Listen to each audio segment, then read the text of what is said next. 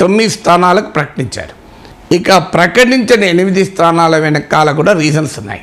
ఆదిలాబాద్లో sitting MP స్వయం బాపురావు కాక అక్కడ స్థానికంగా ఇతర పార్టీల నుంచి వస్తారని లేదా ఇతర పార్టీ నుంచి ఇప్పటికీ వచ్చిన నేతలపైన బీజేపీ ఆలోచిస్తోంది. అందువల్ల రమేష్ రాథోడ్కో లేదా మాజీ మంత్రి నగేష్కో ఇవ్వాలి అని బీజేపీ ఆలోచిస్తున్నట్టు చూస్తోంది. అలాగే మరో 2 సీట్లు ఖమ్మం, మహబూబాబాద్. సో ఈ 2 సీట్లలో కూడా బీజేపీ ఎంపీలు వస్తారని, బీఆర్ఎస్ ఎంపీలు వస్తారని బీజేపీ ఆలోచిస్తోంది. అయితే మహబూబాబాద్లో బీజేపీకి బలం లేదు. అందువల్ల అక్కడ బీఆర్ఎస్ ఎంపీగా ఉన్న కవిత మళ్ళీ బీఆర్ఎస్ అభ్యర్థి కావచ్చు, లేదా గతంలో కాంగ్రెస్ కుటుంబమే గనక కాంగ్రెస్ పార్టీ టికెట్ ఇస్తానంటే ఆమె కాంగ్రెస్లో చేరవచ్చు. బీజేపీలో చేరితే ప్రయోజనం ఏమీ ఉండదు కనుక అందువల్ల ఆమె వస్తుందో లేదో తెలియదు. కానీ బీజేపీ మాత్రం ఆమెను కూడా పార్టీలోకి తీసుకొని మహబూబాబాద్ సీట్ ఇవ్వాలని ఆలోచిస్తున్నట్లు సమాచారం. ఖమ్మం నుంచి ప్రముఖ కాంట్రాక్టర్ నామా నాగేశ్వరరావును పార్టీలోకి తీసుకోవాలని బీజేపీ ఆలోచిస్తోంది. ఆయన గనక వస్తే ఖమ్మం నుంచి ఆయన క్యాండిడేట్ అవుతాడు. ఖమ్మం నుంచి పొంగులేటి సుధాకర్ రెడ్డి పార్టీ జాతీయ నాయకుడు కూడా ఆయన. సో ఆయన సుధాకర్ రెడ్డి కూడా మరి పోటీ ఆసక్తి చూపుతాడా కూడా చూడాలి. ఇక ఈ 3 స్థానాలు పోయాక ఇక మరో ముఖ్యమైన స్థానం నల్గొండలో కూడా బీజేపీకి అవకాశం లేదు ఇక్కడ. అందువల్ల ఈ ఖమ్మం, నల్గొండ కాంగ్రెస్కు కంచుకోటల్లాగా ఉన్నాయి. నల్గొండ నుంచి రాహుల్ గాంధీని పోటీ చేయాలని కాంగ్రెస్ అడుగుతోంది. ఖమ్మం నుంచి గతంలో సోనియా గాంధీని పోటీ చేయాలని, ప్రియాంక గాంధీ పోటీ చేయాలని కూడా కాంగ్రెస్ అడిగింది. అంటే ఆ 2 సీట్లు ఎంత కాంగ్రెస్కు బలమైన సీట్లో దాన్ని బట్టి మనకు అర్థమవుతుంది. సో అక్కడ నల్గొండలో ఒక బలమైన అభ్యర్థి కొరకు బీజేపీ అన్వేషణ మొదలుపెట్టింది. సో మీడియాలో, రాజకీయ వర్గాల్లో వస్తున్న సమాచారం ఏంటంటే హుజూర్ నగర్ బీఆర్ఎస్ మాజీ ఎమ్మెల్యే సైదిరెడ్డిని పార్టీలోకి తీసుకొని అక్కడ ఆయనకు టికెట్ ఇవ్వాలి అని బీజేపీ ఆలోచిస్తున్నట్లు సమాచారం. ఇక పెద్దపల్లి సీటు, ఇక్కడ పార్టీకి పెద్ద నాయకులు ఎవరు లేరు గనక సో అక్కడ పెద్దపల్లి, వరంగల్ ఈ 2 రిజర్వ్ సీట్లలో పార్టీ అభ్యర్థులు వెతుక్కోవాలి. ఒక వార్తలు ఏమొస్తున్నాయంటే మందకృష్ణ మాదిగను బీజేపీ అభ్యర్థిగా పెట్టాలి అని. ఆయన గతంలో వర్ధన్నపేట ఎమ్మెల్యేగా కూడా పోటీ చేశారు. సో ఈ 2 సీట్లలో ఆయన అంగీకరిస్తే ఏదో ఒక సీట్లో కృష్ణ మాదిగను పోటీ పెట్టడం ద్వారా మాదిగ ఓటర్లను ఆకర్షించవచ్చని. ఇటీవల మాదిగల విశ్వరూప సభ కూడా జరిపారు. ప్రధానమంత్రి నరేంద్ర మోడీ వచ్చాడు, కృష్ణ మాదిగను బాగా పొగిడాడు, కృష్ణన్న నాయకత్వంలో పనిచేస్తానని చెప్పాడు. అందువల్ల మాదిగ ఓట్లు చాలా గణనీయంగా ఉంటారు కనుక సింబాలిక్గా కృష్ణ మాదిగను గనక పెట్టడం వల్ల పార్టీకి ప్రయోజనము కలుగుతుంది అని అంచనా. కానీ వస్తున్న సమాచారం ఏంటంటే ప్రత్యక్ష పోటీ కన్నా కృష్ణ మాదిగ ఆర్ కృష్ణయ్య లాగా రాజ్యసభ సీటు ఆశించవచ్చు అని. ఇక ఈ 2 సీట్లలో 2 అభ్యర్థులు ఈ 2 సీట్లలో కూడా ఒకవేళ కృష్ణమాది కాదంటే బీఆర్ఎస్ నుంచి 2 ఎమ్మెల్యేల కొరకు బీజేపీ ఆలోచిస్తోంది అని.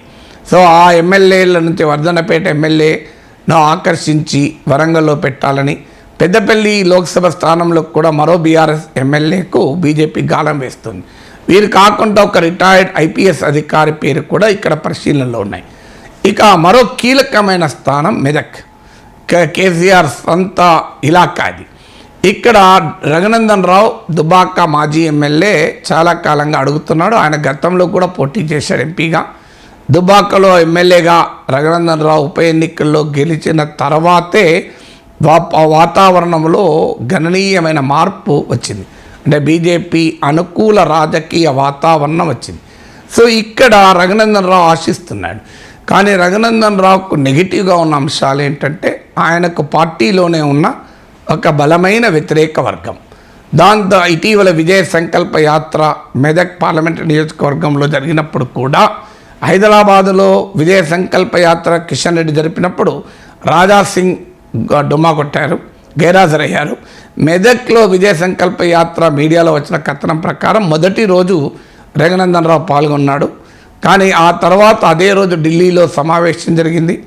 రఘునందన్ రావుకు టికెట్ రాదు అన్న సమాచారం ఉండడం వల్లనే ఆ తర్వాత విజయ సంకల్ప యాత్రలో రఘునందన్ రావు కనిపించలేదు అని స్థానిక మీడియాలో కథనాలు చదివాను. సో రఘునందన్ రావు మధ్యలో చిట్ చాట్ కూడా ఆయనకు నష్టం చేసినట్టు కనబడుతుంది. ఆ చిట్ చాట్లో ఆయన ఏకంగా అమిత్ షాని ఆక్షేపించారు.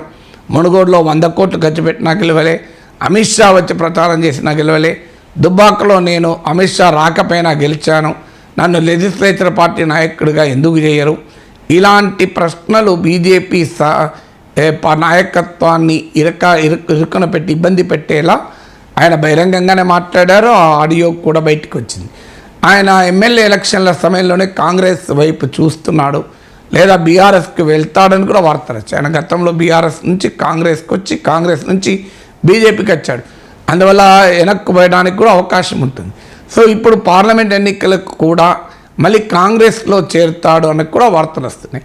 బహుశా ఆయన నిలకడ పైన బీజేపీ నాయకత్వానికి అనుమానం ఉండొచ్చు. అందుకే రఘునందన్ రావును అక్కడ పక్కకు పెట్టారు, అనౌన్స్ చేయలేదు. లేకపోతే అనౌన్స్ చేయాలి. ఇప్పటికి దుబ్బాకలో భారీ మెజార్టీతో ఓడిపోవడం కూడా ఆయనకు నష్టం కలిగించే అంశంగా మారవచ్చు. అక్కడ అంజిరెడ్డి అనే అతని పేరును పార్టీలో ఒక వర్గ నాయకత్వం ముందుకు తెచ్చింది. ఇక మరో సీటు మహబూబ్ నగర్. ఈ మహబూబ్ నగర్లో గట్టి పోటీ ఉంది. అందుకే అక్కడ అభ్యర్థిని ప్రకటించినట్లేరు. డీకే అరుణ, జితేందర్ రెడ్డి ఇద్దరు పెద్ద నాయకులు పోటీ పడుతున్నారు. డీకే అరుణ జాతీయ ఉపాధ్యక్షురాలు, జితేందర్ రెడ్డి మాజీ ఎంపీ, పార్లమెంట్లో బీఆర్ఎస్ పక్ష నేత, బీజేపీ జాతీయ నాయకత్వంతో ఇద్దరు నేతలకు పరిచయాలు ఉన్నాయి. డీకే అరుణ ఆమె తెలివిగా గద్వాల్ నియోజకవర్గం నుంచి ఆమె పోటీ చేసి ఓడిపోతే ఇప్పుడు ఎంపీ సీటుకు నష్టం జరుగుతుందని భావించినట్లున్నారు. అందుకే బీసీ ముఖ్యమంత్రి అన్నాం కనుక నా నియోజకవర్గం నుంచి బీసీని పెట్టండి అని ఆమె కొత్త ప్రతిపాదన పెట్టారు. పార్లమెంటులకు పోటీ చేయాలనే ఉద్దేశంతోనే ఆమె గద్వాల బరి నుంచి తప్పుకున్నారు. కానీ జితేందర్ రెడ్డి ఏమో ఆయన కొడుకును పోటీలో పెట్టారు, ఆయన ఓడిపోయారు. సో అది జితేందర్ రెడ్డికి నష్టం కలిగించే అంశంగా మారింది.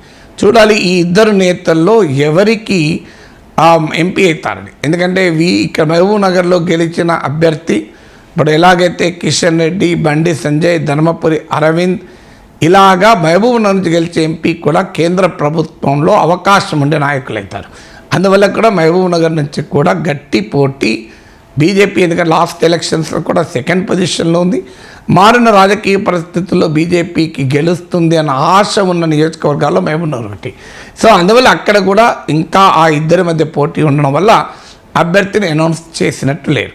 సో ఈ మొత్తం విశ్లేషిస్తే మనకు అర్థమయ్యేది ఏంటంటే బీజేపీకి సొంత గూటి పక్షులు కన్నా బయట నుంచి వచ్చిన వలస పక్షులపైనే ఎక్కువ ఆసక్తి చూపుతోంది. అసెంబ్లీ ఎన్నికల సమయంలో కూడా ఇదే పని చేశారు. దాదాపు 100 వర్గాల్లో ఇతర పార్టీల నేతల్ని పోటీ పెట్టారు. ఫలితంగా బీజేపీ ఒరిజినల్ క్యాడర్ అంతా ఇవాళ సహాయ నిరాకరణ మొదలుపెట్టారు. మీరు మరి వాళ్ళతోనే పని చేయించుకొని మమ్మల్ని ఎందుకు అడుగుతున్నారు అని. వాళ్ళేమో బయట నుంచి వచ్చిన నాయకులు, వలస పక్షులు అవకాశం ఉన్నప్పుడు ఉంటారు, అవకాశం లేనప్పుడు ఎగిరిపోతారు. సో అందువల్ల ఇవాళ బీజేపీలో ఆల్రెడీ ఆ హార్ట్ బర్న్ అంటే మొదటి నుంచి సంఘ్ పరివార్లో పెరిగి బీజేపీకి ఐడియాలజీగా కమిట్ అయి ఉన్న క్యాడరు తీవ్రమైన అసంతృప్తితో ఉన్నారు. ఈ ఇతర పార్టీ నుంచి వచ్చిన నేతలకు పెద్దపీట వేయడం వల్ల వారు ఎంత కోఆపరేట్ చేస్తారన్నది ప్రశ్నార్థకం. మునుగోడు హనుమంత్ చూశాం. రాజగోపాల్ రెడ్డి కాంగ్రెస్ అభ్యర్థిగా ముందు గెలిచాడు, తర్వాత గెలిచాడు. మధ్యలో బీజేపీ అభ్యర్థితో ఓడిపోయాడు. అంతే స్థానిక బీజేపీ యంత్రాంగం రాజగోపాల్ రెడ్డికి సహాయ నిరాకరణ ఎంత చేశారో దీన్ని బట్టి అర్థమవుతుంది. అందువల్ల ఇతర పార్టీ నుంచి వచ్చిన నేతలకు పెద్దపీట వేయడం అనే స్ట్రాటజీ బీజేపీలో తీవ్రమైన అసంతృప్తికి కారణమవుతుంది. అయినా జాతీయ నాయకత్వం ఇతర పార్టీ నుంచి వచ్చిన నేతలపైనే వైపే మొగ్గు చూపుతున్నారు, సొంత పార్టీ నేతల కన్నా కూడా. అంటే బీజేపీకి ఒరిజినల్గా నాయకత్వం లేకపోవడాన్ని ఇది తెలియజేస్తుంది. అంటే 119 స్థానాలకు బీజేపీకి అభ్యర్థులు ఉన్నారనే విమర్శలు వచ్చాయి. ఇప్పుడు 17 మంది ఎంపీలకే అభ్యర్థులు ఉన్నారా అనే ప్రశ్న బీజేపీ ఎదుర్కొంటుంది.